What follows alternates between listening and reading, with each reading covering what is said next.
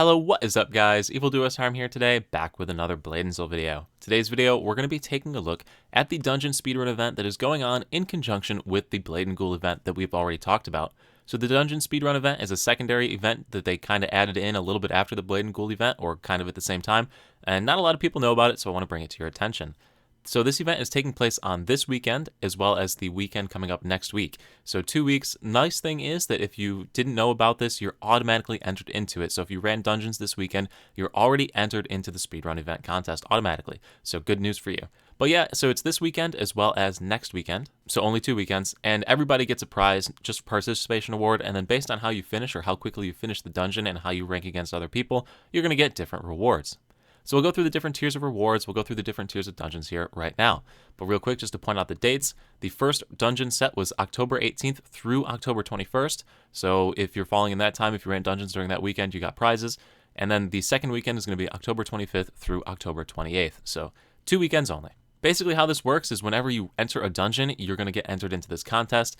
Based on your time that you finish the dungeon, you will get placed either in the participation reward category, the top 50%, top 10%, or top 1%. The time for the dungeon starts as soon as the first person enters the dungeon in your party. So if you're like in the F8 lobby and one dude walks in and the rest of you are still in loading screens, that time is counting against you. So if you're really going for it and you have a coordinated party really trying to get into that top 1% or that top 10%, you're going to want to make sure that you all enter that door at the same exact time. So coordinate it in voice comms or via chat or whatever you want to do, but the time does start as soon as one person enters the door. Another thing to note is that if you finish in, say, the top 10%, you're going to get the rewards for top 10%, top 50%, and the participation award. So working all the way down the line, except because the webcam's backward, I should have went like that.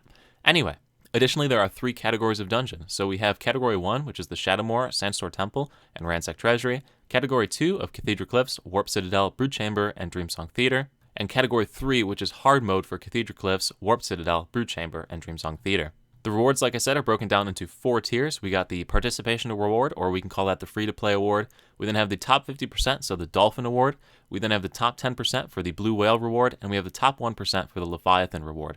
So these rewards change based on which tier of dungeon you're doing as well. As you can see, they generally improve across the board, from the easier dungeons into the hard dungeons. I'm not going to go through and read every single item off, just notice that you complete harder dungeons, you're going to get better rewarded items for progressing your character. Now, another thing that's included in this post are the average and median times for a run in each of the different dungeons that are a part of this event. I don't really know how they're going to rank the 50%, which is kind of interesting because they put both methods of measuring a 50th percent location, which is weird, but, you know, are they going to be in the 50% of all runs? Is it going to be in the 50% of the average total runs to get you into that top 50%?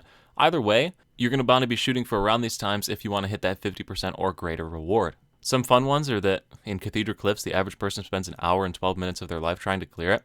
That's pretty depressing. But at any rate, these are the average times, so I'll leave that up here while I go ahead and do the outro.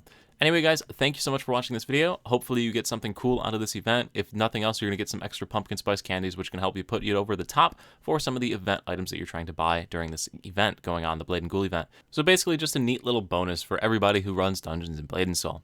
Anyway, guys, thank you so much for watching. If you did like the video, if you'd like some of the videos on the other channel, make sure you are subscribed to the channel so you stay updated when new content comes out. Getting really close to that 20K number. Would love to hit it before the end of the year. Don't know if we're going to quite get there, but still it'd be cool to make some progress to it. And anyway, guys, thank you so much for watching. I'll see you at the next stream, video, or wherever I happen to see you. Peace.